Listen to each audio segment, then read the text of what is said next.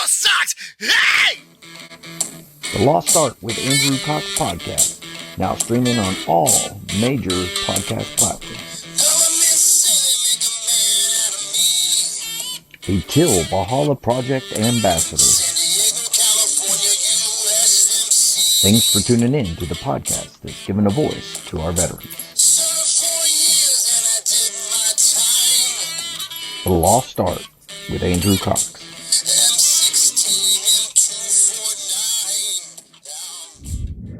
Hello, my friends, and welcome back to the Lost Art Podcast, that podcast giving a voice to our veterans. I'm your host, Andrew Cox, and today we're having a fireside chat with special guest, country recording artist Scotty Hasting. But before we get into the episode, are you enjoying the podcast? And make sure you go to our website. That's thelostart.podbean.com. Go check us out, see what we're all about. If you can help support us, please do so. Also, big shout out to the Till Valhalla Project, allowing me to be an ambassador for that great organization. If you don't know anything about them, go to their website. That's tillvalhallaproject.com. And just recently, the Marine Corps League has asked me to be an ambassador for them, so I'm humbled that they did that. So go to mcleague.org. Go check them out. And for all those Marines out there that are no longer serving, go ahead, go in and check it out and join the Marine Corps League. Let's get their numbers up and let's help support them as best we can. Ton Tavern, birthplace of the Corps. We as Marines hold this history close to our hearts. Wouldn't it be spectacular if the establishment was born again? The Ton Legacy Foundation, a nonprofit 501c3, is taking the task and is looking to the Marines to once again save the day. Help the Lost Art podcast in raising funds to help get the Ton built once again only 100 yards from the original establishment in Philadelphia. We are looking for Marines to donate $25 representing the upcoming 250th birthday of the Corps. Spread the message and help establish the Ton, a place for Marine brethren to gather and remember our historic beginning. Go to the Lost Art GoFundMe page and donate today. The Ton Legacy Foundation, reestablishing our birthplace. All right, with that, I got part of the crew here and Scotty, but we're going to go ahead and go round robin.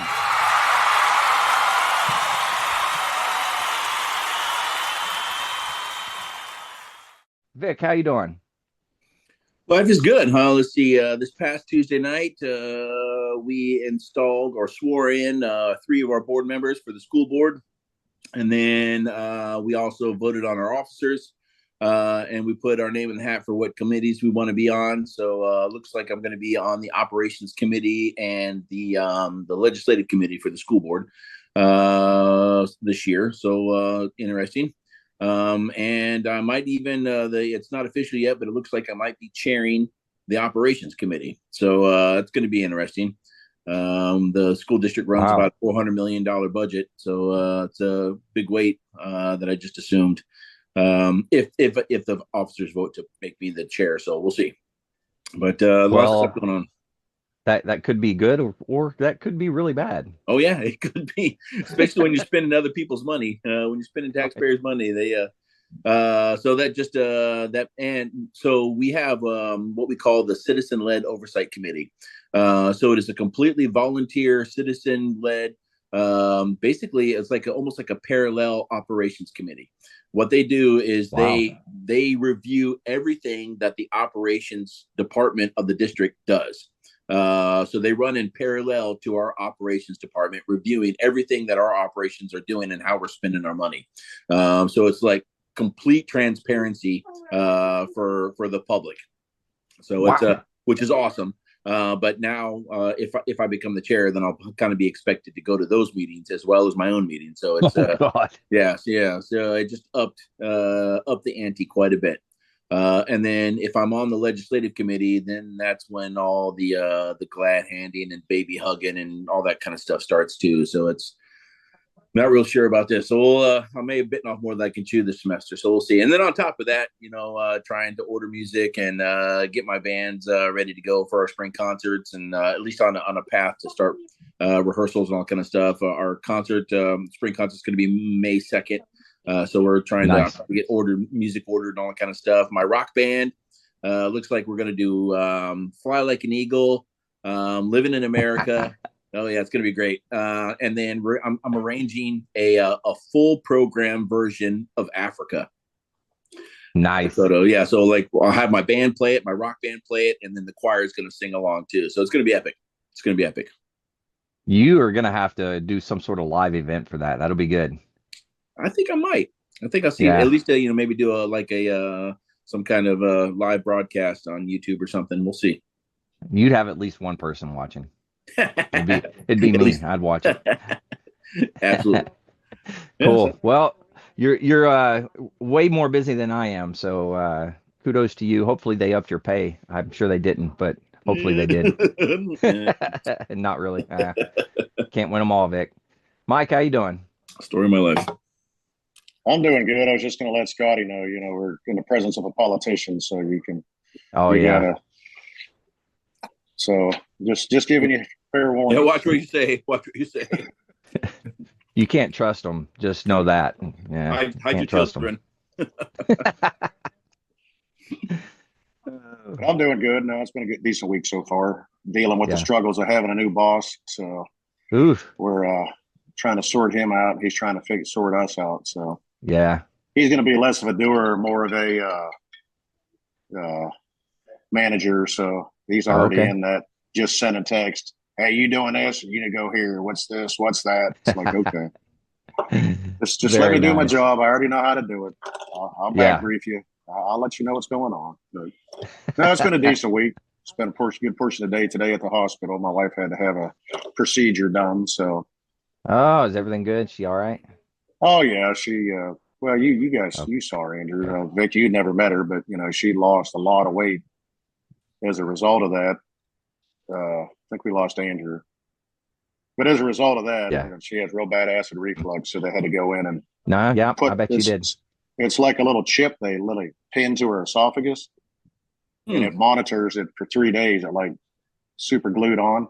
She's got a little monitor. Like if she lays down, she has to hit it so it knows she's laying down. If she feels heartburn, she hits it. She burps if she's eating something. That way it knows what's going on and it can monitor it. And then after 3 days, like 72 hours, it just falls off and goes out the door. So Yeah. You don't have to retrieve it, right? no. There's no catch and release on that one. It's just Oh, that's lovely. but they did in the process found out that she had a level 4. Was it a what, Kel? Hiatal hernia. So that's basically what's causing all of it. So they're gonna have to do surgery on that to fix that. So you got that, Vic? I got it, but not bad enough to need surgery. But I have a hiatal hernia, and it sucks. Yeah. I mean, I'm on 4 different medications to manage all my shit. Well, that's her Wow. problem. As much stuff as she's on, and it's almost to the point she can't eat. She's like, something's got to be done. We got to get it fixed. And he's like, all right, I'll fix it. So sooner the better. That way she can enjoy eating and quality of life at that point. But other than that, we're good. Everybody's still kicking. Very nice. So, She's got to get well so she can slap you around better. well, she does that. She's meaner, because she's not as mean at that point. So. All right. Well, hey, we have Scotty Hasting, country music artist. I'm very excited to have you on. Also, Army veteran. I told him at the beginning, hey, I'm sorry you have to hang out with a bunch of jarheads. But it is what it is, man. It's where you are now, so you just have to live with it. So how you doing, Scotty? I'm great, man. It's been a wild ride. Also, I meant to say, Victor, a politician and a Marine seems like a deadly combo, honestly. Yeah. Also, thank God you don't live in Tennessee. So thank you for noticing. Yes, thank you. Very nice. Very nice. Very cool. So, Scotty, obviously you're in the Army, cavalry, if I'm not mistaken. Is that right? No, infantry. Infantry. Okay. Yeah. So I deployed with Cav Scouts though. So that's where it came in then. Okay. So, well, let's go back then to the beginning for you. So where did you grow up, and then kind of what led you into the Army? Yeah, I grew up in the Cincinnati, Northern Kentucky area. And what led me, I don't know. I just felt like I needed to be a part of something bigger than myself. I had a family at the time and I was playing baseball. I wasn't making a whole lot of money doing it. And and I needed to do something else, something that I Right. knew would be guaranteed to be there to help support my family, but also I just felt like I needed to be a part of something and, kind Yeah. of do something bigger than just myself. And that's why I joined. Yeah. Very nice. Very nice. And what year was it that you joined? I joined in 2010. 2010. Yeah. Okay. So that's kind of in the heat of everything that's going on, you know. Mhm. So Yeah. and you, Yeah. now when you joined, did you join specifically for infantry or? I did. Yeah. So when I joined, I knew that I wanted to go and fight. I mean, to me, that was what, growing up the way that I grew up with my family, some of my family were military, and to me, like someone who, fought against the bad guys, that was what a soldier was. So that's what I wanted to Yeah. be. And so I went in and enlisted as an infantryman. I mean, I should have played harder to get because as it turns out, there was a damn signing bonus that I didn't even know about because I Oh. was like, yeah, this is what I want to do, and they were like, sweet, we don't have to pay him. Uh, so Oh, well, that kind of sucks. yeah, They yeah, they always get you somehow, right? Yeah. Yeah. 100%. Yeah. You're a recruiter's dreams at that point. It's like, Absolutely. I yes. came in knowing exactly what I wanted. And he's like, oh, damn, we don't have to give him money to go. Absolutely. Then I Yeah, get that's there and everyone's like, oh man, like we got this, I got this much for signing bonus. I'm like, hold on. It's like that meme where it's like, wait, y'all are getting paid? I'm like, hold on. very nice. I Mhm. like it. All right. Well, hey, talk me through. You said you had military in your family, Yeah. so you kind of knew what you were getting into, Yeah. uh, Yeah. to a certain extent, at least. Mhm. But talk to me through like your boot camp experience going into that. What was it good? Was it bad? How was Yeah. that for you? Yeah, I joined the military. When I joined the military, I was older. Like I was 21, and anyone who's been through basic training or boot camp knows that that's old as hell, apparently, Yeah. in basic training, which is crazy to think that 21 years old, you're the old guy. Um, but yeah, I was a little bit older, and so basic training was easy for me, man. I mean, other than the physical demands of basic training, but they Right. tell you where to be, how to be there, what to wear when you're doing it, and it's super easy. So, I enjoyed basic training. It was kind of nice to get away, have like a little fun time, get to do some PT, do some running, go out in the woods for a little bit, and play soldier, act like you're, out fighting the bad Yeah. guy. It was fun. And then, basic training ended, and I went to Fort Riley, Kansas, and Very nice. 3 weeks from graduating basic training, I was in Afghanistan. 3 weeks after graduating basic training. No kidding. Yeah, I got to Fort Riley, and the first day I got there, we in processed. I in processed. The next day, I got to my unit, and as soon as we walked in the door, they were like, "You guys know where we're deploying, right? Like we're getting ready to leave." And I'm like, "All right, like okay, I well, didn't, but I do damn, now. I didn't know that, but now here we are." Okay, Wow, yeah, 3 weeks. yeah, And you said you were had a family married yeah, before yeah. I then. was married at the time, had a stepchild, and yeah, it Now, was did they crazy. go They with didn't you to even. Kansas? Yeah, no, they didn't even move to Kansas. It was like No kidding. there's no time for you guys to Yeah, move. So they just stayed. They stayed back in northern Kentucky and and just basically waited it out. yeah. Wow. So you didn't do much work up then. There's not a lot for you to do. Not a whole lot. We did like little random, things like we would go to the ranges and then Hmm. we did like one, I think we did like one weekend where Okay. we would, go out and, run It's through like a drills and stuff and yeah. yeah, and then we were headed that way. Man, what was going through your mind? Like you're brand new, brand spanking new, three Yeah. weeks. Now you're going to Afghanistan. Like Yeah, what man, it what was was it running was through your crazy. mind? It was crazy, but like you get out of basic training or, and you're like, I'm invincible, so whatever we got to do, that's fine, and Yeah, but yeah, then it was also kind of like, okay, well, I can get it out of the way, I guess, like yeah, I'll get this first deployment, get over there, get it out of the way, and then the next one will be a little bit later, and it'll be fine, and but yeah, then life had different a different plan apparently. different plan. Yeah. Yeah, So now, if you don't mind, talk us a little bit through the deployment and kind of how that yeah, went, like going into yeah. country, and then what all you did while you're there. 100%. So we flew in, we were in the Kandahar province of Afghanistan. And yeah, we flew in, and deploying's easy, man. I mean, there's no responsibilities. I mean, your job is to take care of your guys to the left and to the right of you, and it's super easy. I mean, your job is to survive and do the mission that they tell you to do. They literally walk you through it all.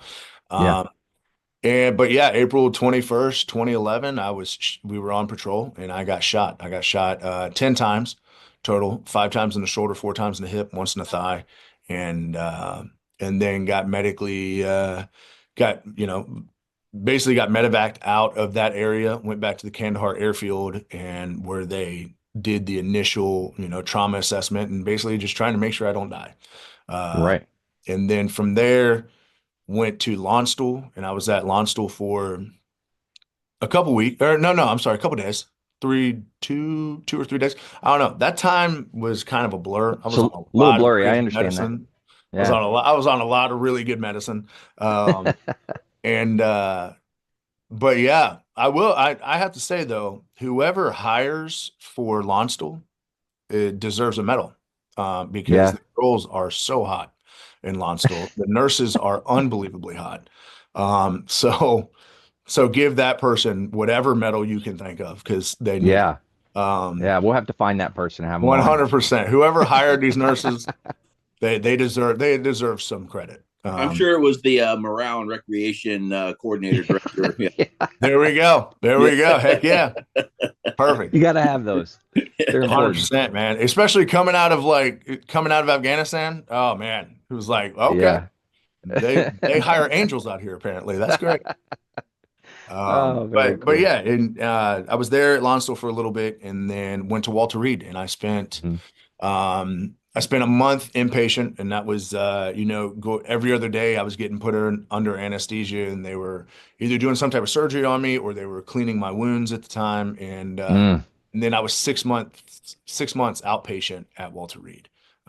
And then my guys were coming back to Fort Riley, and I fought like hell to go back to Fort Riley so I could be there when they got there. It took a freaking act of Congress, basically. Like my congressman had Yeah. to write a letter saying that I needed to go back to Fort Riley to be there, which was great because my congressman was a Ranger. So when I went there and I was like, I Nice. need to be there when my guys are back, he's like, absolutely you do. So he just wrote it up. But it's the only reason they had to do this because normally when you go to Walter Reed, like that's it. Like you Yeah. normally medically retire out of Walter Reed because the people at Mhm. Walter Reed are pretty bad off. Yeah. And so yeah, went back to Fort Riley, and I was there with my guys and basically fought a med board process for 4 years trying to go back into a line unit. And then eventually got to where I tried the physical test to go to reintegrate back into a line unit. And Mhm. I tried it 4 different times, and on the fourth time they were like, listen, like we got to figure something else out. And Yeah. came to me with a bunch of different jobs that I could have done in the military, but it was all non-deployable. It was all kind of sitting behind a desk. And I was like, listen, that's not why I joined. Like Right. I joined to be out there, to be fighting for what we have here. And so that was when I made the decision to medically retire. Okay. And so your time spent at Walter Reed and then also back in Kansas, how was the recovery process and like what did you go through with the doctors and stuff like that? Yeah. The recovery process is still kind of ongoing. I have nerve Okay. damage in my hand, and it's at this point now, it's gotten to where it's kind of as good as it's going to get. Hmm. But yeah, I mean, it was hard, man. It was. I mean, you can imagine. I mean, getting shot 10 times and trying to recover from that. I mean, I had Right. to relearn how to walk. I had to learn how to do everything left-handed, which is so freaking hard to do, I always call it especially as an adult. wrong-handed. Do I? I said I always call it wrong-handed. Yeah, I mean, especially as an adult, like when you're a kid, it feels like it's so much easier. But as an adult, learning how to do Yeah. everything with your non-dominant hand, it's so hard. Like I remember I had these booklets where like remember like when your kids are learning how to write and it's like the little like dotted A's and you have to like trace the A's. Like I had to do all that learning how to write left-handed. I felt like an Wow. idiot most of the time. But but yeah, it was tough, man. It was really hard. And then when I got to Fort Riley, it became even harder because then I was fighting the medical process. I was fighting the medical Right. process. I was trying to go back into a line unit. So then I was having to put all the work into, getting fit again and then trying Hmm. to make sure that I can try to do the physical test in some way, shape, or form. Because in Right. order to continue to do the physical test, to go back in, I had to show improvement every time. Oh, I see. Yeah. Yeah. And then when I Wow. failed wartime, they were like, listen, like there's nothing else we can do. Right. Yeah. But Man. yeah, it And was hard, man. And it was a fight, but yeah. And did your family go back with you to Kansas when you went back the second time? yeah. Yeah. So Yeah. they did, when I went to the WTB, the Warrior Transition Battalion, Hmm. at Riley, they actually came with me then. They Okay. were there at Walter Reed, which was amazing. Walter Reed sets it up kind of where, your family can live with you as well. And then the Nice. transition from Walter Reed back to Fort Riley, they came with me as well. Very nice. Now, a lot of individuals, as you're going through those recovery steps, and you have those challenges along the way, the mental health aspect of that whole transition, it can go very good or it can go very bad. Uh, 100%. what was your experience in that? Yeah, man, it was a struggle. Especially during that time. I hadn't found an outlet yet, so I was still trying to deal with everything. And as military dudes, we're way too damn stubborn to ask for help or try to accept help. So it was Truth. like, oh no, I'm just gonna work through it because if I don't work through it by myself and I get labeled with PTSD or whatever, they won't let me go back to a line unit and all this other stuff. And so it was a struggle for a really long time.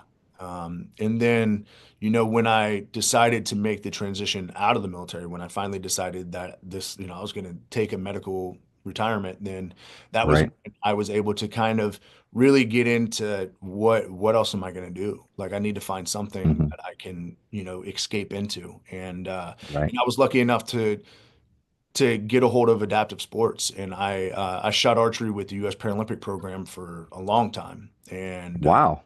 so yeah, I did that. I traveled all over the country and shot archery representing the United States. And the coolest part about that though was like within the US Paralympic program, all of us were veterans. Well, most of us were veterans. 90% of us were veterans. So it was like Yeah. I had my guys again. Like I had the camaraderie. Mm. We were able to just hang out and give each other crap like we always do. And Right. it was nice, man. And it was exactly what I needed when I needed it. And then, yeah, from there, COVID happened and the world shut down, which means archery shut down. And Right. I needed, and when it gets quiet is when the demons knock the loudest. And Hmm. I needed something to escape and to get out of that mental, place, the dark place that I was headed to. And I had Right. a guitar in the corner of my room. And one day I decided that I was going to learn how to play it. And I jumped on Hmm. YouTube and started learning how to play. Um, and then from there, I started learning how to play and I felt pretty good about it. And I was like, okay, well, I have all these thoughts and I have all these emotions. Like, I need to put this somewhere. Like, my Right. cup's about to overflow and I need to get this out and put it somewhere. So then I went on YouTube again. I started learning how to write songs and how songs are structured and how it goes from the chorus into the bridge and the bridge comes out and goes. And like, I learned all the structure of a song, which helped a lot. And I was able to take these thoughts and these feelings, and I was able to put them on paper. I was able to put them somewhere. And I Right. mean, the first couple songs that I wrote weren't songs. It was just word vomit put on a page, and it was just stuff that I needed to get out. And Hmm. now I look back at it, and they're awful songs. That's why I say they're not even songs because they're terrible. But they were they were what I needed when I needed it. Absolutely. It was an ability for me to just take all the bad and put it somewhere. Hmm. And then, I went from there to, the world started opening up a little bit in the outskirts of Nashville because I was living in Nashville at the time. And the outskirts of Nashville were starting to open up a little bit. And I was like, well, I'm gonna go play like I know how to play music now, like music that I grew up listening to. I'm gonna go Right. take this and I'm gonna go on a stage and I'm gonna play in an open mic night or something. Like I just want to go on a stage and see what happens. And I went to an open mic night in Cookeville, Tennessee, which is about 40 to 50 minutes outside of Nashville. And in that moment, I knew that this is what I needed to do forever. It was like that escape and that sense of purpose and that little bit of peace. It was there, but it was magnified 100 times, and Right. it became therapy, and it still is to this day. Yeah. And music therapy is an incredible, powerful tool. 100%. There's tons of organizations out there. There's, therapists use music therapy, so it's an incredible tool in my opinion. Yeah, But absolutely. now, were you involved with any organizations like that? The music therapy type stuff, or? No, when I first got started, no. It was Yeah. just something. So I was in a bad place mentally, and I Hmm. knew that I needed to deep dive into something. And Right. I knew that with the guitar and learning how to play guitar, it was going to be hard, especially with my disability in my hand. I knew Hmm. that it was going to be a challenge, and I knew that that was going to be enough for me to be able to truly just like dive into something and get out of my head. Right. So at that time, I was not into music therapy or anything like that. It was just something that I felt like I needed to do so that I could get out of my head for a little bit. And then it just kind of morphed into this whole beast that now has become therapy and for me and a way of life now, which is crazy. Now it's a whole career, which is Yeah. wild Yeah. to Yeah. think. Yeah. Um, Absolutely. yeah, Now, yeah. now along the I way, didn't you really were get doing into sorry, go music ahead. therapy until later. Yeah. Now you were doing open mic night stuff, and then how did that kind of evolve? Like, did you start singing with people or getting with groups? How did that work out? Yeah, yeah. So it went from open mic nights. I would play open mic nights like once a week. I would go, Hmm. play an open mic night, and I would like sit there all night and take turns going back up on stage.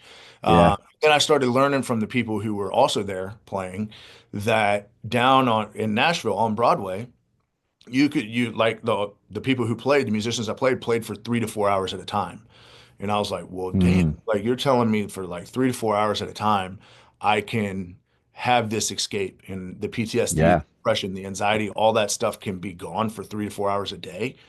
I want to do that. So I went down on Broadway and I just walked up and down Broadway and went into every bar and bugged the crap out of the booking people until they were like, okay, man, God, go on stage. Um, and then I got to the point where I was playing 5 to 6 days a week. And my Wow. vocal cords hated me, but it was it was my ability to escape and my ability to, find peace during a day. So I lived for Right. those 3 to 4 hours a day. And then now it has transformed into a career where now I have a platform where I can try to help, people who are struggling, whether it be veterans or anybody else, and try to help them find something the way that I was able to. Yeah. That's an incredible, incredible thing, and good for you to go in and continue to bug them until they were like, "Yeah, go ahead." Oh yeah. And that's where most people give up is once you hound somebody, you just keep going back, going back. But Yeah. people will do it once or twice, and they're like, "Yeah, that's it." Yeah. And Yeah. No, in this industry, in this town, especially, you get told no a lot. yeah, So you either gotta get better or you just gotta keep bugging them. So, yeah, yeah. Mike, did you have something? I was just gonna say something. I wasn't trying to get off topic, but was going back to the music therapy aspect. Like for yourself, what you've been through. But a good buddy of mine that I went to high school with and grew up back home in Pennsylvania, he was he was always the kid that's like, I don't care about school, I don't this, I don't. Then he actually got our senior year. He actually failed his senior year, so he had to repeat it. But we all graduated. But he was a bass player. He didn't do anything in band other than like show band stuff like that. But he's basically a self-taught bass player. But then he went to college and played more, and he like took music theory classes and stuff like that. I ran into him 2 or 3 years after I was in the Marine Corps, and started talking to him, and he was like, man, you don't. He said, did you ever think there was so much more to music than what we knew? And I was like, no. I didn't know anything about ear training theory, mhm. none of that Yeah, crap. And we just got to talking about it, but he and I hadn't talked in years, and I finally somehow I found him on social media or something like that. But it was his wife, and I texted him. I said, hey, this may be a random question. I apologize if it's not the right person, but I explained who I was, and she goes, yeah, that's my husband. So she said, here's his number. So I called him. I got to talking to him. Well, now he went and got his like a psychology degree, but he started working with special needs kids and like troubled kids. Kids are constantly getting in trouble. And he said it reminded him of him when he was a kid. But Wow. he actually incorporated a program that it's been extremely successful, and now in Pittsburgh and other school districts are starting to take it, where he actually was using music therapy. He would actually sit and play and talk, and he was putting instruments in these kids' hands. Yeah. And next thing you know, he's got basically a self-made band that it's not even band, but that was their therapy every day, was just to go in there. And he said to see the way they changed just in that 60-minute period, the difference. He said he had kids that were nonverbal, wouldn't speak, kids that have been through stuff, their own PTSD at home, domestic abuse and stuff like that. And he said it's just unbelievable what it can do. Oh yeah. And I said, well, it couldn't have been a better person to do it. His name's William, but his nickname was Dewey. We always called him Dewey. And I was like, man, there's no better person, Dewey. And he started laughing. He goes, man, I haven't heard that in a long time. I said, well, you always be Dewey to me, man. But that's to go with what you were saying, Scotty. It is amazing what it can do for you. It just allows you to escape. Yeah, that's very true. Absolutely. Yeah, not only that, it's its own language all around the world, and it's something that everyone can relate to. It doesn't matter where you are. Music is just one of those things. Absolutely. 100%. It's a universal language. Mm-hmm. Yeah. You were going to say something else, Scotty, and I cut you off. I apologize. That's okay. TBI, man. I don't remember what I was about to say. Well, that was very convenient.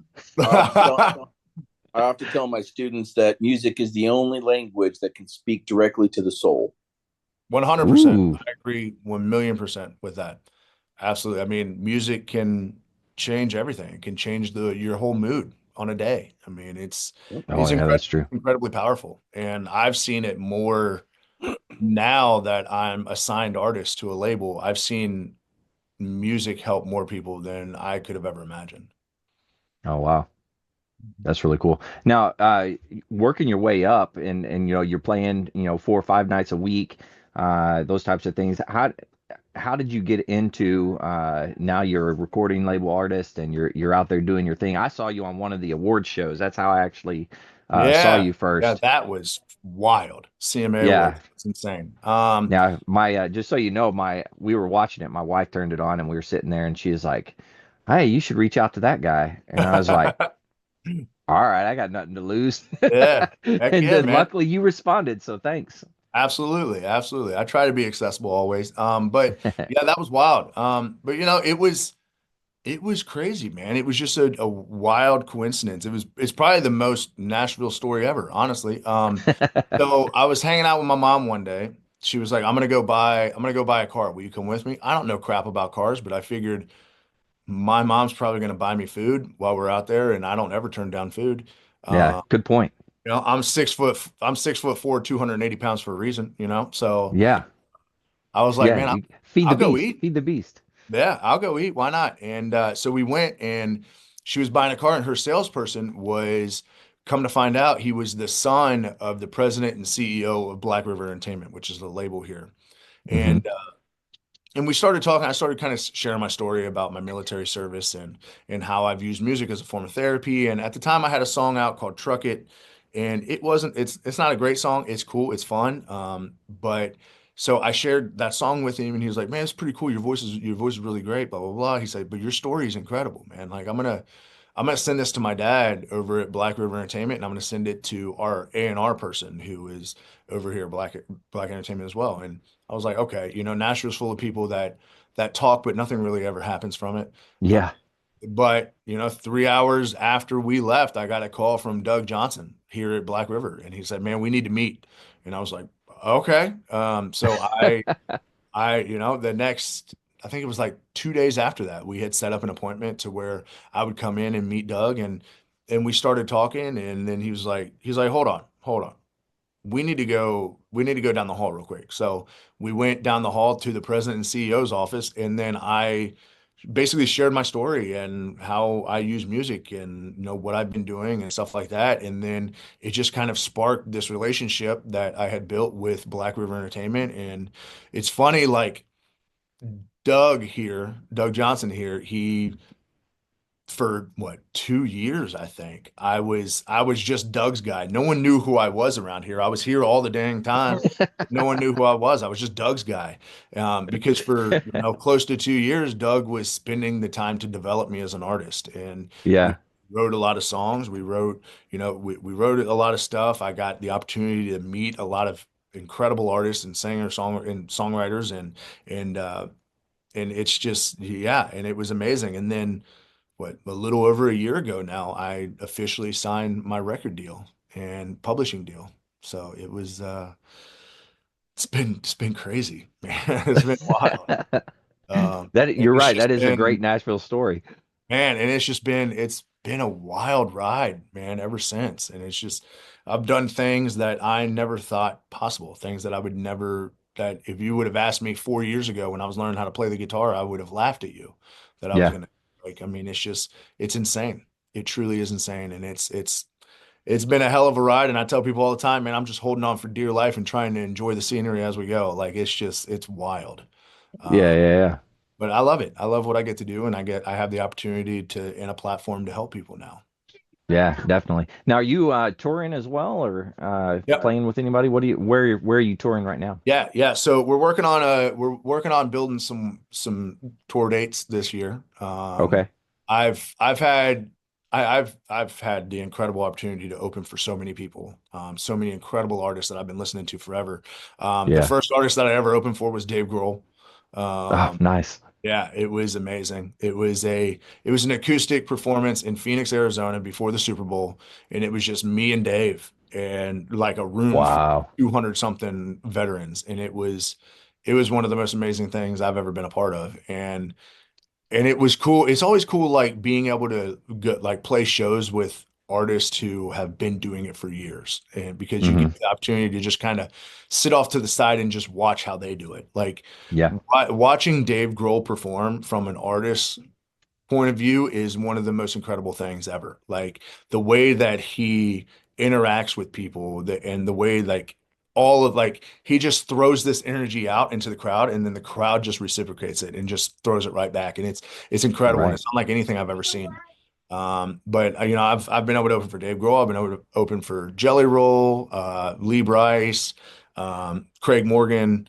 There's so many artists that are just Oh, yeah. legends and that will live forever. And I have had the opportunity to be able to open for them and play in places that I never thought possible. I mean, last year I played in Normandy for the 80th anniversary of D-Day, which is No kidding. wild.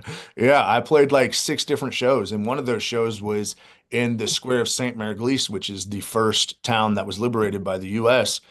Yeah. I played in that square in front of 20,000 plus people. It was insane.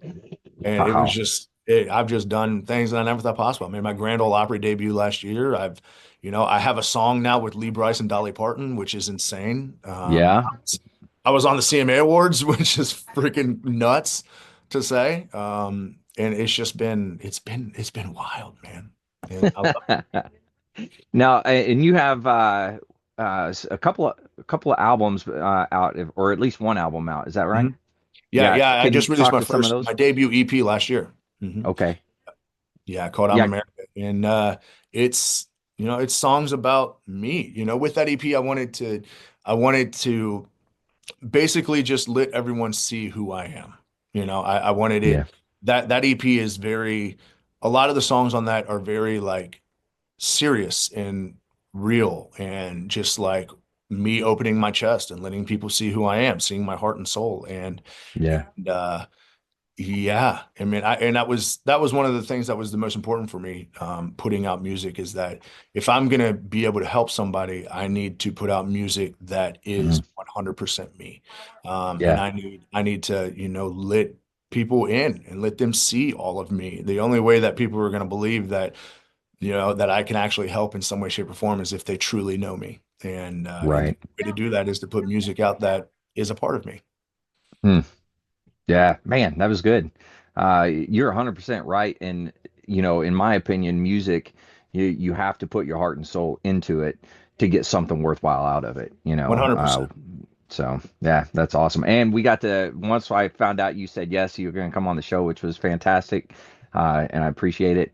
Knocked my socks off with that. But I told these guys about it, and we all went and listened to your music and stuff. And I've got to be honest, man, I was thoroughly impressed with everything. Thank you. So man, just bang up job. Sound great. Thank you. Thank you. I appreciate that. We're working on another EP that's going to be out sometime early this year. I have a single that's coming out a little bit later at the beginning of this year. And yeah, I mean, this next EP is going to be, with that first EP, it was kind of letting you see the serious side of me and letting you Hmm. in, letting you see the vulnerable side of me. But this next EP is going to kind of being another part of me that a lot of people don't see, the fun, go lucky, have a good times, me. And, Yeah, uh, and yeah, it's time that we have a good time with what we're doing. So, absolutely. Yeah, yeah. that's awesome. So, Mhm. looking back over kind of your experience in the military and to where you are now, what were some of the things that you saw or that you took from the military to make you successful now? Yeah, I think the biggest thing, and I say it all the time, I think the biggest thing was the work ethic that the military brings you. I feel like the military instills this idea that no one's going to work harder than me, right? Like in Right. order to get the next promotion, in order to get to the next schooling that I want to get to, I have to outwork everybody else.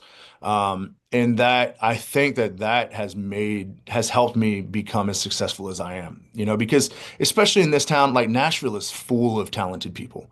I mean, some of the Mhm. greatest musicians I've ever met are out here. And the only thing that's going to set me apart from them is that I know that I'm going to outwork them. And, uh, Yeah. and that's, a work ethic can take you a long way in this industry, a very long way. Because talent can only get you so far because there's a buttload of talented people. Yeah. That's very true. And that goes for just about anything. So it doesn't matter what you're in, when you're talking work ethic, whether you're digging ditches or playing music, you know, Yep, your drive and absolutely. determination is going to get you there. 100%. And I feel like that's something that, the military truly breeds in soldiers is that, you're going to work your butt off to get what you want. That's right. And yeah, and it just kind of stuck. And that's just kind of how I live my life. Very nice. Man, you're doing great things. You're doing a good service to the military as well. You're doing your fellow soldiers and Marines justice and all those other services too. But yeah, you're doing great. I appreciate what you're doing, Thank you. I and appreciate it. and you sound great. And it was just cool to get to meet you. Well, it was my pleasure, man. Absolutely. Yeah, I love it, man. I truly love what I get to do. Like when I'm on stage, that's my sanctuary, man. Yeah. There's only two, I say it all the time, there's only two places in the world that I can be in a moment, right? Like for someone who suffers from PTSD, depression, and anxiety, it's hard to live in a moment. Hmm. A lot of times, like I'm still over in Afghanistan, and I'm still thinking about my friends, and I'm still, that survivor's guilt is a real thing, Hmm. and the only two places in the world that I can be in the moment is when I'm on stage and when I'm riding my motorcycle. Those are the only two moments where I can just disappear and escape and just live in a moment. Yeah. And two great things. Vic is over there. He rides a Indian motorcycle, so Heck he could yeah. probably There we he go. could probably talk motorcycles till you're blue in the face. Hey, have you ever Uh, been to Sturgis? Not yet. I want to go this summer. I think I'm going to You plan. should, because I'm going to be opening for a headliner, so you should. Oh get out of snap! town, really? Yeah, yeah. I'm playing Sturgis this year. I'm playing the Buffalo Chip stage. I'm opening for Ah, whoever the headliner is this year. So you should Heck come very out, cool. yeah! man. We're riding from Nashville up to Lincoln, Nebraska, and then from Lincoln jumping on a ride into Sturgis. I think I'm going to Wow. ride from here to Colorado, Mhm. visit some friends in Colorado, then ride up to Sturgis, and then ride back with a group of guys from Sturgis back to South Carolina. Heck yeah. This past summer, I did 4,300 miles in one trip, so pretty Dang. long. That was a lot of fun. But yeah, so this is going to be the way I've been planning it out. I think this is probably going to be the last year that the window for Sturgis is going to be opened. Yeah. The program where I've started teaching is a new program, so I don't have enough kids in the program yet to do like a band camp before school starts, but I will in summer of 26. Yeah. So like, and Sounds like it's the perfect time. Yeah, Sturgis is like the first week in August, last weekend in July kind of thing, which is where you would have your band camp before school starts in mid August. So I think that's my dog going by the way. As soon as he can, if he can hear somebody that he can't see, he starts freaking out. So he's over there freaking out. But yeah, so this is like probably my last year that I'm going to get to. That's like Sturgis is going to be an option. Yeah. So I'm really going to come on, man. All right, stand by. It'll be fun. We're gonna have a great time. We're doing a ride from here up to Lincoln, and then from Lincoln over there. But we're trying to get Harley involved in it to kind of video it and be a part of it as well. So nice. It'll be fun. That's all right. cool. Well, I'll be bugging the bouncers. Say, hey, I know that guy. Perfect. Yeah, that's awesome, man. Well, shoot, I might have to jump in the RV here and just drive up there too. So come on. I have to go see what's up. So you look at him. It'll be fun. He's thinking now. It's Mike. You gonna come too? We're all going to Sturgis. That's room in the new RV? thing. Yeah, sure. Sure. Yeah, you may have to sleep on the floor, but whatever. But the trip that I took this summer, I spent 3 nights in a tent in KOA. So it was yeah, there you go. Yeah, so I mean, I got the whole tent rig on the bike, which So I've you're already started. Ready. You've been training for it. You didn't. I have been. I mean, I'm ready for this. I'm ready. Put me in, coach. I'm ready. Love it. Oh, Yeah, man, what was your bridge story, Vic? You were talking about? Oh yeah, that was a good story. Yeah. Oh, tell us about the bridge. So I basically snaked my way up to the Upper Peninsula of Michigan through Wisconsin, and then I was drinking with my wife's cousin's dad, and I was telling him that I got to go over the Mackinac Bridge to go into Lower Michigan. I don't know if you've ever been across the Mackinac Bridge. It's 5 miles long, 300 feet off the water, and the inside lanes are metal grates. God. Yeah. Yeah. And that's I'm like, sketchy. Okay. Yeah. Oh yeah. Oh yeah. Oh yeah. So I told this guy's dad that I'm like, hey, I'm a little worried about it. It's a little intimidating. 5 miles long, over 300 feet over the water. And he's like, hey, okay, well, let us know when you get there. So we crack open some bourbon and we're drinking some bourbon. Knob Creek 12 year, by the way. Excellent. Very good. Never see a bottle of it. I highly recommend. But we finished and I'm like, all right, cool. Well, good luck to you. And, see you next time, and he's like, oh, don't forget your bottle of bourbon. And I'm like, no. That's $100 bottle of bourbon. I'm not going to take it. He goes, no. I'll tell you what, when you get on the other side of the bridge, stop and then take a shot and take a picture of it and send it back to us. And that's exactly what I did. Hell yeah. But the worst part was as I'm pulling up to the bridge, it's a toll bridge, had to be $2 per axle, right? So I'm pulling up to the toll bridge, and it's the bridge is under a wind advisory. So the guy at the toll booth was like, "Whoa, I wasn't expecting to see a whole lot of you guys today. Don't worry about it. Your toll's on me. Just go ahead." Just let me know if you actually make it, because this is going to be when interesting. I get blown off the bridge, because of 40-mile-an-hour winds, and I fall to my death 300 feet below. At least I didn't pay for a toll. Yeah, at least you didn't have to worry about the toll. It'd be all right. Yeah, it was. I stayed on the outside lanes because I could not. The wind was coming up underneath the which is why they did that. They designed it that way for the wind to come up through the grate. So I wasn't over the grate. So I was staying on the outside lane. But the whole time I'm like leaning into the wind. It's like, oh man, it was nerve wracking. It was nerve wracking. That's sketchy. Yeah, it was. But I did it. And now I got this great story to tell. Heck yeah, you did And it. I took more than one shot of that whiskey when I got over. I would have too. I would have probably taken one before. Absolutely. Yeah, you get the courage to go. But that's one of those when you get on the other side, you're trying to walk around. You're like, you're an idiot. You're an idiot. Yeah. You're an idiot. I can't believe I just did that. Yeah. No, the crazy thing was it's like in the opposite direction. I could see a sport bike coming, and that sport bike was swerving between lanes, like so transitioning from the grate to the concrete, and then just passing people like it was a normal highway. And I'm like, man, what the? That's crazy, man. Good Or for actually, him. I was like, oh, not me. Sorry, I'm just Yeah. gonna sit here.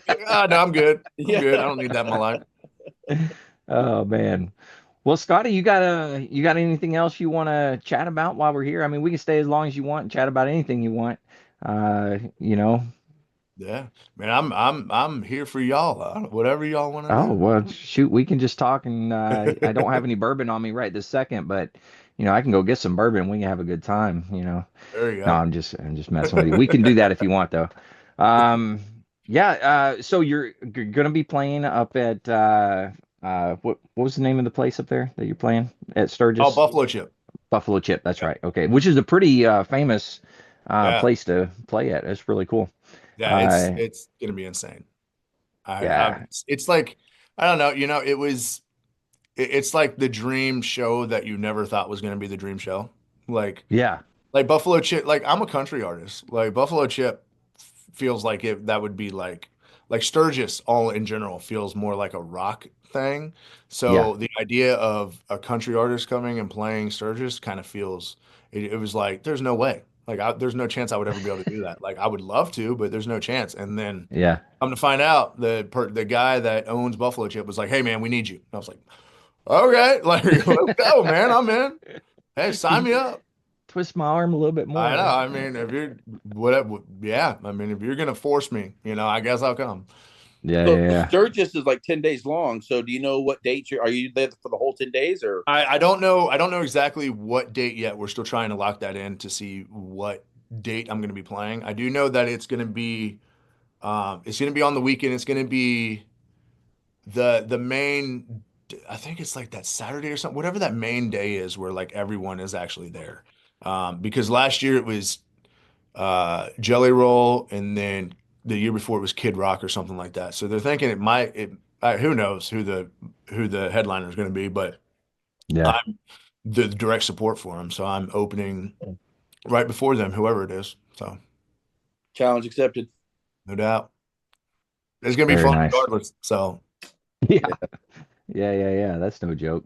but yeah, we got a lot of really cool shows coming up this year. It's gonna be a lot of fun. We got a lot of dates that we're working on. We're working on jumping on with some other artists as well again, like we did last year, and just seeing what happens, man. Honestly, at this point, it's crazy because we always say like tomorrow, who knows what's gonna happen? Because I feel Yeah. like we get an email or someone reaching out and it's like, what the heck? Like what? Like that was something we never thought possible. Like I'm playing a show after a Arizona Diamondbacks game this year. I'm Oh, playing very a cool. concert after the game, and it's like what? Like that wasn't on the list for what we were thinking was going to happen this year. Yeah. Like, it's so crazy. There's a lot of amazing things that we're doing and working on new music in the process, and it's really cool. Yeah. Have you thought about USO tour stuff, or have you done any of that? Yeah, yeah. So we've been in contact with the person who books the USO tours and stuff. We're just trying to figure out when and what works. Because Yeah. I work with a lot of nonprofits, a lot of military nonprofits. Gary Sinise is a really good friend of mine, so Oh, nice. we're gonna do some shows together as well. Um, but yeah, with him and his Lieutenant Dan band. I mean, they're awesome. All those guys are awesome, and we're They put working. on a heck of a show. Oh They put man, on a they're good awesome. show. Like they rock. Um, that was actually my Grand Ole Opry debut was with it was the 30th anniversary of Forrest Gump and the Lieutenant Dan band came and I was one of the artists on that show. It was awesome. No It was so kidding. cool. And like there was a whole backstory to Gary Sinise. Like when I was at Walter Reed, Gary Sinise came in and he was meeting everybody and I was like, man, like who's Gary Sinise? Who Yeah. is and they were like, "Oh, Lieutenant Dan." And I was like, "Well, damn, I want to meet Lieutenant Dan. Like, hold on, like I want to meet him." And so they tried to like put off a surgery for as long as possible so that I could meet him. And then the doctor came in and was like, "Hey, man, we can't put this off anymore. Like, we have to go. We have to go to the OR. Like, you need to get this surgery done." I was like, "All right." So went in, got the surgery, got out, and I was like, "Hey, is Lieutenant Dan here still? Like, I still want to meet him. Like, I want to meet Lieutenant Dan." They're like, "Dude, it's like 8 o'clock at night. Like, no, he's not here." I'm like, man, come on. And then, fast forward 13 years, and I get a call from Gary Sinise, and he's like, "Hey, man, you want to come make your Grand Ole Opry debut with me?" And I was like, what? Like, yeah, man. Like, what? Like, what is happening? Let me check my calendar. Yeah, and it was crazy. And then like 2 weeks before, 2 weeks before the show, like I went to his place here in Franklin. He moved the foundation. He moved it up here to Franklin, Tennessee. Oh, wow. I didn't know that. Yeah, I went to his foundation building, and he was standing right there. And I ran up and gave him a hug and picked him up. And I was like, "Dude, 12 years. I've been waiting for this." But it was really cool. Really cool. And now he's become a really good friend. And now I have his cell phone number, which is crazy to think. It's crazy, man. Like there's so many things that I'm just like, I take a second and I'm like, what is happening? Like, what has my life become? Like, this is crazy. Like, the other day I was telling a story about how I was texting Lee Bryce, and then I was like, hold on. Did I say I was texting Lee Bryce? Like, what? Like, dude, I've been listening to this guy's music forever. Like, and now I'm friends with him and have his phone number, and it's like, man, like that. It's insane. It's absolutely insane. Like a different world almost. It is, man, and it's like stuff that I never Do you hear me? thought. Yeah. Yeah, it's like it's stuff that I never thought would ever be a thing. Like there was no chance in hell that I was listening to Garth Brooks music, and I was like, man, when I'm 30, I'm gonna meet him, and he's gonna be like, "Hey, man, that I'm America song, I really like that." No, man, I never thought in a million years that would ever be a thing, but it was, and my soul left my body that day and came back. That was Very crazy. nice. Now, out of all this, Scotty, I mean, is it, like you said, it never in your wildest dreams would you be where you're at right now, doing what you're doing, meeting people. But I mean, I know you talked about, survivor's guilt and stuff like that. But I mean, is this, do you ever stop and take time to say, man, I really deserve this? I don't think so. No. And whether you think you are or not, it's amazing how good things happen to good people. Yeah, well, I appreciate it a lot. But no, I don't, I don't think I've ever stopped and been like, I deserve this. I don't mean it like in a selfish No, I way, know what you mean though. it, Like take it in and be like, man, yeah, it's like, yeah, because we're all guilty of it. We're like, I'm not that. I'm not all that. But sometimes you have to stop and look at it and say, you know what? I am that. Yeah, I don't know if I do that. I think it's more of just like I stop and think, and I'm like, how the hell did this happen? Yeah, well, you're just grateful, and that's a sign of a decent person. Is you're grateful for what you've got. It's fun, man. I love it. I love what I get to do, and I love that I get to help people in the process. And at the end of the day, like I've told from the very beginning, signing my record deal, like I told the label and everyone that I've interacted with, like I don't care about being famous. I don't care about making a buttload of money. All I care about is someone hearing my story or someone hearing my music and for it helping them in some way, shape, or form. Whether it's, taking the gun away and putting it down and trying tomorrow. Mm-hmm. Like that's all that matters to me, man. Like we've lost way too many damn people here. And it's kind of, it's gotten now to the point where it's become, my purpose and my job to try to help dwindle those numbers down a little bit and try to help as much as possible. Yeah, man, that's awesome. That's one thing that we always talk about here on the podcast is, veteran suicide. I always end every podcast, making sure that everybody knows the options that they have as far as reaching out for help. So that's a huge thing for me. And I think, Vic, you had talked it's probably about a month ago, about a report that come out that said that suicides had dropped a little. Didn't you talk about that? Yeah, well, some certain demographics of suicides have dropped, but they've pretty much remained unchanged. It's okay. It's almost nominal. It's like almost inconsequential. From like 22 a day to like 21 a day. It's depending on who you ask, kind of thing. But it's despite all the thousands, hundreds of thousands, millions of dollars the DoD's putting into it, almost nothing's changed. So we definitely haven't cracked the nut yet on it. And when you talked about it, Vic, didn't you say that the numbers for, as far as PTSD and that, aren't the numbers going up in women Yes. in the military, in the service? Especially in women. Yep. Yeah. Yeah. So I believe that. I definitely believe that. I feel like, you go and fight in these wars and you get caught up in the wars and then you come back and then there's no war. And it's like, now everything comes flooding in, especially now where there is no war. It's not a wartime right now for us. Right. So it's like no one knows what to do with themselves, especially people who are like, career soldiers, that this is all they've ever known. They just go, they deploy, they come back, they deploy again, they come back. And oh yeah, now it's just sitting around the unit building and not really having a purpose. yeah. And that I think is probably the most important thing, is being able to grab a hold of and know that there is a purpose. And you have to find that purpose for yourself, whatever it may be. 100%. Like you jumped into music and that type of stuff. Vic is now a politician.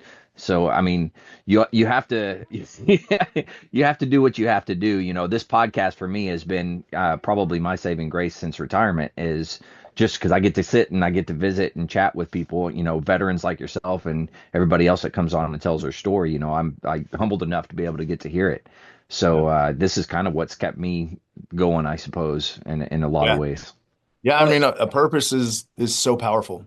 I mean, to kind of get back to what Mike was saying, it's important to take credit a little bit. People have been telling me for years that that I'm an asshole, and now I finally know that I'm an asshole. So but I mean, that was a big personal step for me. Now they just put a fancy title on it. Yeah.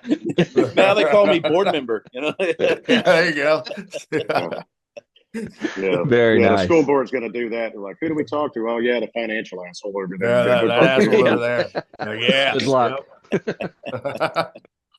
That's awesome. That's me. Hey, Very Scotty. Cool. When we first started, I texted my daughter because her and her boyfriend go over to Nashville a lot for concerts, and they're going over there like the week of like Valentine's Day and stuff. And I said, "Hey, do you know Scotty Hasting?" She replied back. She's like, "Yeah." That's awesome. And I said, "Oh, I'm on the podcast right now. He's on the podcast." She's like, "No, he's not." I said, "Yeah, he is." She's like, "Serious?" I was like, "Yeah." She goes, "Ask him where he's playing next to Nashville. We got to go see him." I was like, "Okay." Yeah, we're working on a show here in Nashville. Probably an Exit In show. I want to play Exit In, so we'll probably put something together. When are you gonna open your own bar? Oh God, I'm not anywhere near that. No, thank you. Golly, man. Number one, I don't have the time, definitely don't have the money, and I don't want that responsibility. So yeah. No, thank you. Yeah, but 4 years ago you didn't think you'd be playing guitar either. So you know what? Give me 4 more years, I might have a bar. There you go. At least start your own line of bourbon. I mean, there we go. Absolutely. There you go. I have a song called Whiskey in the Bottle. It only makes sense, right? There you go. Yeah. And I would drink it. I can tell you. Yeah. That's awesome. I'll be playing again. I'll be playing the Grand Ole Opry again sometime this year. We're working on dates right now out there. I try to play around in Nashville as much as possible. It's crazy. Like when you become an artist in Nashville, you play in Nashville a lot less, which is wild. Like I fought like hell to play on Broadway for so many years. I played on Broadway for so many years and then signed a record deal. And now it's like, oh, you want to play in Nashville? That's weird. Like what? But yeah, it's crazy. Wow. Mm-hmm. Yeah. You never know where life's going to take you though, right?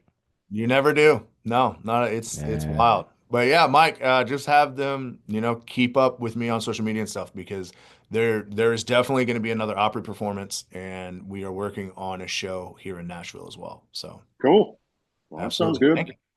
Thank you, man. I appreciate that. Very nice. Yeah, we were up there the week before Christmas. We saw a hockey game, the Predators and Penguins. Oh, man, I love going to Preds games, man. Just north of, I was born just north of Pittsburgh. So, my family's all Steeler, Pittsburgh fans. But, I was myself, my wife, my son, daughter, his girlfriend, or daughter's boyfriend. But, we were up there 3 days. We went to the game on a Thursday night and we were there Friday and then Saturday. But we started walking around down there on Broadway and, just going into different bars. And finally we're like, went into Luke Combs' bar. God, that place is like a freaking, it's like, good. I can't imagine Nashville, man. the work that went into that just to make it what it is. But yeah, it's the best stage in Nashville, without a doubt. Yeah. The craziest part is that place was the Crazy Horse Saloon before, and it was owned by the Ryman, which is the Opry thing. Yeah, and it was so underutilized. No one ever went and played there, but it's truly the best stage in Nashville, without a doubt.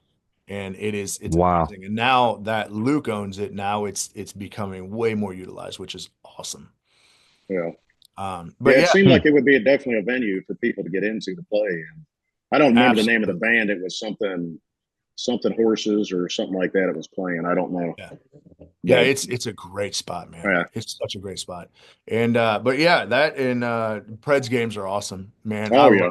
Preds games. Yeah. I've played on that Ford stage that they have there. I've played on that before, and we're working on another date where I can come back and play in there. That'd be awesome. Man, there's nothing like going to a Preds game. That whole the whole environment is just infectious. It's insane. Yeah. Loving it. Well, hey, Scotty, we do something at the end of every podcast when we do a fireside chat. We talk about words of wisdom.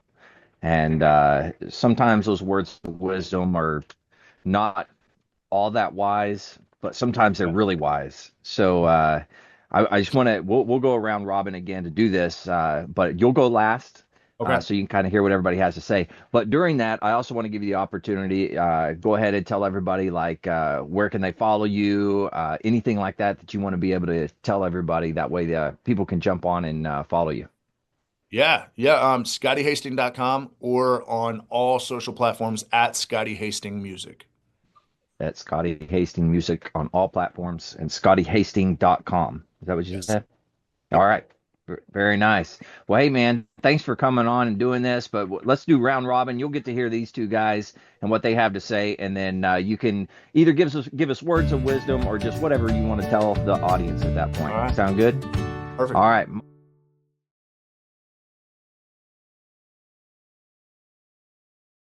Mike, let's start with you. All righty. Well, this one here is every man is a damn fool for at least 5 minutes every day.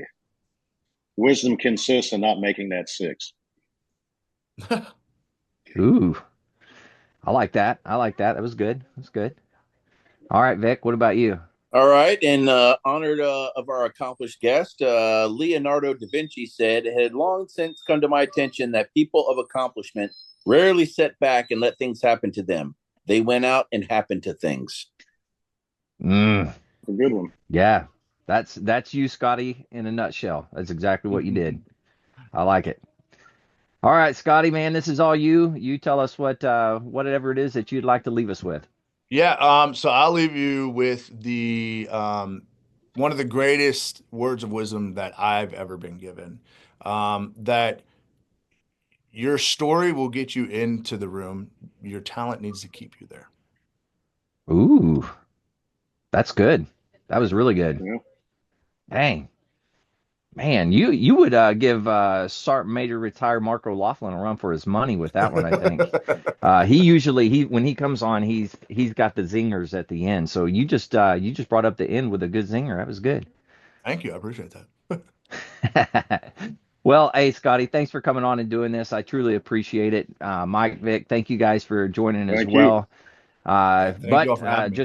Yeah, absolutely, man. To all the listeners out there, if you are struggling and need some help, anything like that, don't forget the VA does have some great resources. You can always dial 988, press option 1. You can text 838-255, or you can go to veteranscrisisline.net and click on that chat icon. Any of those options will put you in contact with somebody that can help you out. But remember, one veteran life loss is one too many. I care about you. Mike, Vic, and Scotty all care about you. The whole veteran community care about you. So please reach out for help.